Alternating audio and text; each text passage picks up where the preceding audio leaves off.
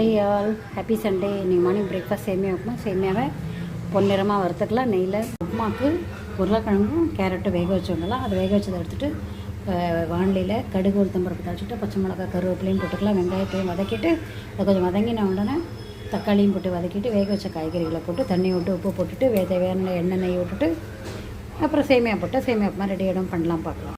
இது உருளைக்கிழங்கையும் கேரட்டையும் உப்பு போட்டிருக்கேன். முங்குற அளவுக்கு தண்ணி விட்டுருக்கேன். வேக வச்சுடலாம் உப்புமாக்கு. உளுத்தம்பருப்பு பச்சை மிளகா கருவேப்பிலை போட்டு வெங்காயம் போட்டு வதக்கின்றது. இது கொஞ்சம் வதங்கினோன்னா தக்காளி போடலாம். அவ்வளோக்கு வதங்கியப்போ தக்காளி போட்டிருக்கேன். இது வதங்கட்டும். தக்காளி வெங்காயம் வதங்கின அப்புறம் வேக வச்ச காயை போட்டு வச்சு தண்ணி விட்டு உப்பு போட்டுருக்கேன். தண்ணி விட்டு உப்பு போட்டு கொதிச்சோடனே சேமியா போட்டுருக்கேன். வெங்காயம் வதங்கின அப்புறம் புளி தண்ணி விட்டுருக்கேன். ஒரு கொதி வந்தோன்னே உப்பு சாம்பார் பிடிக்கும். நல்லா கொதிச்சு எடுத்து ஒரு ஸ்பூன் நெய் விட்டுருக்கேன். இப்போ சேமியா போட்டு மூடி வச்சுட்டு கொத்தமல்லி தூவிலாம் ரெடி ஆகிடும் சேமியா.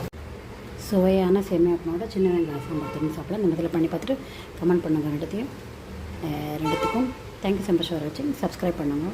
சின்ன வெங்காயம் சாம்பார் பண்ண போகிறேன். அது கடுகு தாளிச்சு போட்டு வெங்காயத்தோடு உரிச்சிட்டு வெங்காயத்தை போட்டுட்டு கொஞ்சம் வதங்கி இருக்கும் புளி தண்ணி ஊற்றுறேன். சாம்பார் வதங்கிட்டு புளி தண்ணி ஊற்றுக்கலாம்.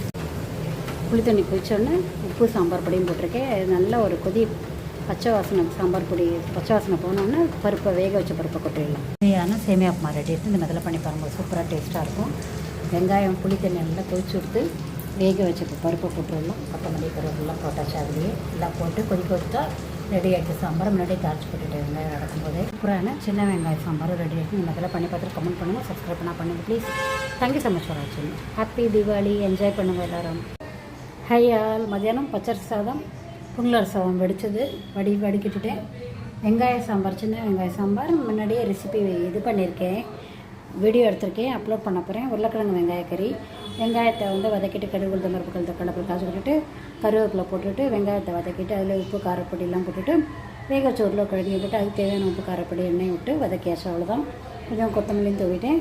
தக்காளி ரசத்துக்கு எப்போ நிறைய ரசம் பண்ணிவிட்டு அதில் பூண்டை வதக்கி போட்டேன்.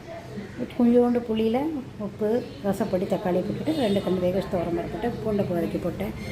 இது ரெசிபி போட்டிருக்கேன். வெங்காயம் நான் அப்லோட் பண்ணுறேன்.